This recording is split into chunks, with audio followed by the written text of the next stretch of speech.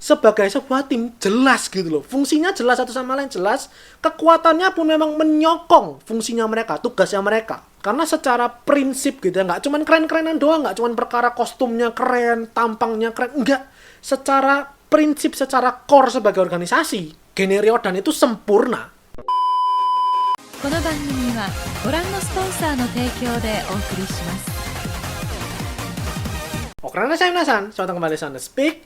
Jadi kali ini aku akan kembali ngebahas Hunter x Hunter. Sembari aku mencoba mencari celah topik pembahasan buat kalian yang minta bahas Katekyo Hitman Reborn, buat yang minta bahas Terraformers, Yu Yu Hakusho, Death Note. Sebentar gitu ya, aku coba cari celah, cari topik sembari aku tonton ulang. Dan makanya kali ini aku akan coba keluarkan topik yang menurutku pribadi, ini personal sekali.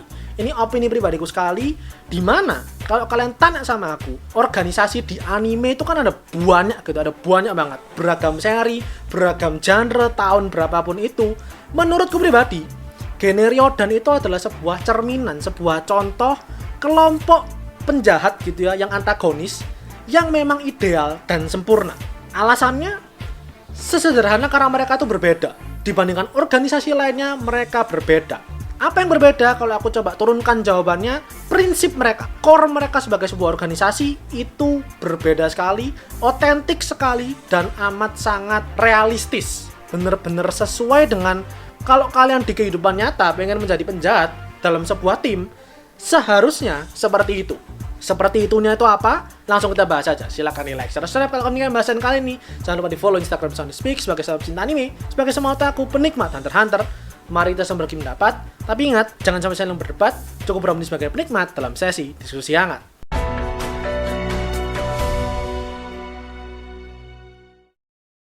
Phantom Troop alias Gene Ryodan, sebuah kelompok bandit pencuri kelas kakap ya. Jatuhnya mereka tuh sebenarnya pencuri, tapi dalam menjalankan tugasnya, kalau memang harus membunuh orang, ya mereka tidak akan ragu, tidak akan segan melenyapkan orang yang menghalangi tugas mereka. Jadi ya bisa dibilang semi-semi agak hitman ya, agak assassin sebenarnya mereka ini.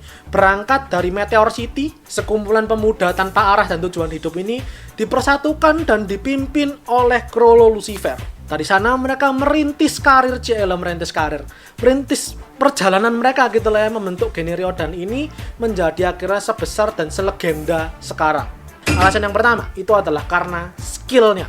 Skill, kemampuan, dan kekuatan Nen dari tiap membernya, 13 member ini menurutku bener-bener sesuai dengan bagaimana sebuah organisasi penjahat bekerja. Tiap membernya itu diciptakan bukan semata-mata hanya untuk keren-kerenan doang. Pokok kelihatan kuat, pokok sangar, pokok punya power up, nggak sesederhana itu. Tiap membernya melengkapi fungsi Gene Ryodan sebagai pencuri gitu ya, dan bikin memang tim ini tuh bekerja dengan amat sangat efektif. Aku kasih contoh, ini hal yang paling bikin aku miss dari seri ini. Shizuku, dia dengan kekuatan vacuum cleanernya itu yang bisa nyedot manusia. Logikanya, kalau kalian penjahat dan kalian itu melakukan tindakan kriminal, pasti kalian harus ngebersihin barang buktinya. Aku nggak pernah menemukan fungsi ini di seri lain. Di seri lain biasanya cuma ngebunuh selesai. Contoh lain, kalau kalian pencuri ulung terutama, kalian harus bisa bikin fake, kalian harus bisa bikin barang KW, dan itu adalah tugasnya. Core topi, cuman dipegang doang, disentuh doang, bisa bikin barang lain yang serupa persis. Kalau dilihat dengan mata telanjang tuh udah nggak mungkin bisa dibedain. Itu juga fungsi yang amat sangat penting dalam sebuah kelompok penjahat. Mereka punya petarung jarak jauh, ada si Franklin. Mereka punya divisi khusus sebagai striker yang memang tujuannya di garda depan menyerang orang-orang. Nobunaga sama Ufogin. Gene Ryodan punya intel juga, bagian yang mengumpulkan informasi, bisa memanipulasi orang, ada Shalnark, ada Pakunoda. Sebagai sebuah tim jelas gitu loh, fungsinya jelas, satu sama lain jelas, kekuatannya pun memang menyokong fungsinya mereka, tugasnya mereka. Gene Ryodan ada di kehidupan nyata, mereka bener-bener akan semenyulitkan itu menurutku. Karena itu tadi, mereka bisa bikin fake, mereka bisa ngilangin barang bukti, mereka bisa ngebantai segitu banyak orang sekaligus. Sebuah paket komplit sekelompok penjahat yang nggak cuman keren-kerenan doang. Yang kedua itu adalah kekeluargaan, tapi profesional. Ini agak jarang aku temukan. Ketika kalian lihat organisasi atau kelompok penjahat di seri-seri lain, mereka dipersatukan karena takut biasanya, takut dengan atasannya, dengan bosnya, karena mereka merasa nggak mungkin bisa ngalahin, nggak mungkin bisa mengambil alih kepemimpinan. Dan dengan sepantarannya pun biasanya juga saling nggak suka, saling benci, bersaing satu dengan yang lain. Tapi Gene Ryodan nggak.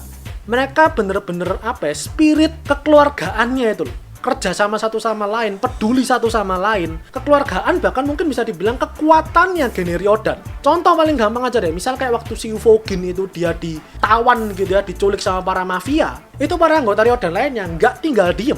Maka mereka buru-buru langsung nyelamatin dan bahkan mencari tahu racun apa yang ada di dalam tubuhnya Ufogin, dicari tahu gimana cara nyembuhinnya. Contoh lain, waktu si Pakunoda itu habis berdialog gitu ya, habis bikin deal-dealan sama si Kurapika, di situ kalian inget dia pengen nembakin peluru memorinya dia supaya langsung jelas gitu ya, dia nggak perlu cerita repot-repot. Kalian yang lihat sendiri aja dengan rekap dari memoriku apa yang barusan terjadi. Di situ tapi kan ada sebagian anggota Ryodan yang nggak percaya.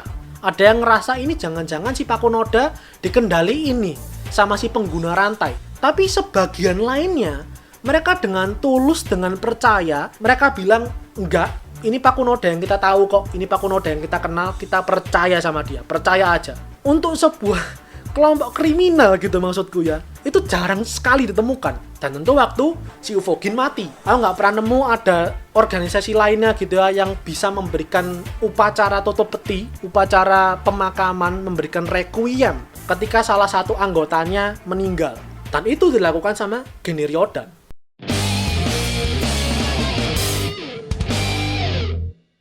Tapi di sisi lain mereka profesional, bener-bener profesional. Mereka bisa membedakan kapan harus bertindak sama kapan harus tenang-tenang aja. Mereka tahu batasannya, mana yang harus dicampuri urusannya, mana yang enggak. Contoh lagi waktu si Ufogin digengbeng sama anggota mafia, itu anggota Ryodan lainnya chillin, mereka duduk-duduk mainan kartu di atas tebing ngeliatin doang.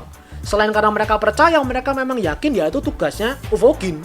Dia yang cari masalah dan dia striker tim ini gitu, biarin dia yang selesaiin masalah. Mereka percaya. Ketika si Chrollo terkena kutukan atau rantainya si Kurapika itu ya, dimana dia nggak bisa ngaktifin nennya sama sekali dan dia harus berkelana untuk mencari cara menghapus kutukannya ini tadi, tim lainnya, semua anggota lainnya ya menghormati itu. Mereka biarkan, oke silakan leader, kita pergi, kita akan tetap jalanin misi seperti biasa.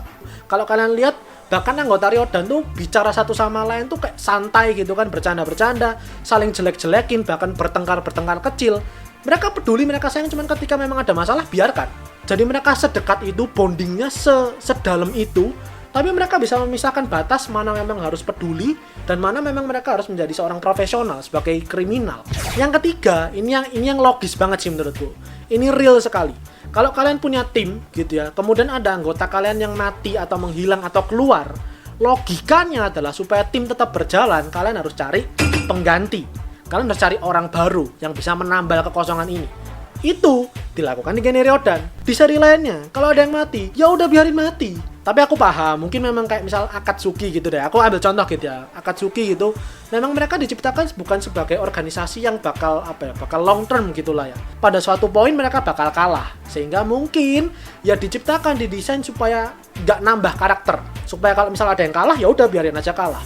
Kalau dari 10 sisa 5 ya udah tetap aja jalan dengan 5 orang. Tapi di Gene Ryodan enggak, begitu ada yang mati, ada yang keluar, ada spot kosong, karena mungkin juga didesain sebagai organisasi yang bakal bertahan lama gitu ya, yang akan selalu ada, akan selalu muncul dalam setiap arc, dan mereka punya cerita mereka sendiri, maka mereka selalu menambal kekosongannya itu tadi.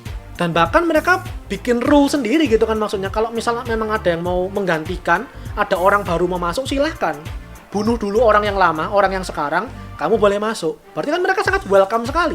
Mereka menerima dan bahkan mengusahakan orang baru untuk masuk ke dalam tim, untuk memperkuat tim. Yang mana lagi-lagi, ini logis banget menurutku gitu. Maksudku ini, kalau di dunia nyata sebagai tim gitu, nggak usah orang jahat deh, kalian nggak usah jadi orang jahat, kalian panitia pensi gitu aja lah, sekretaris kalian atau bendahara kalian yang misal nggak masuk, ya kalian pasti cari orang untuk ngegantiin.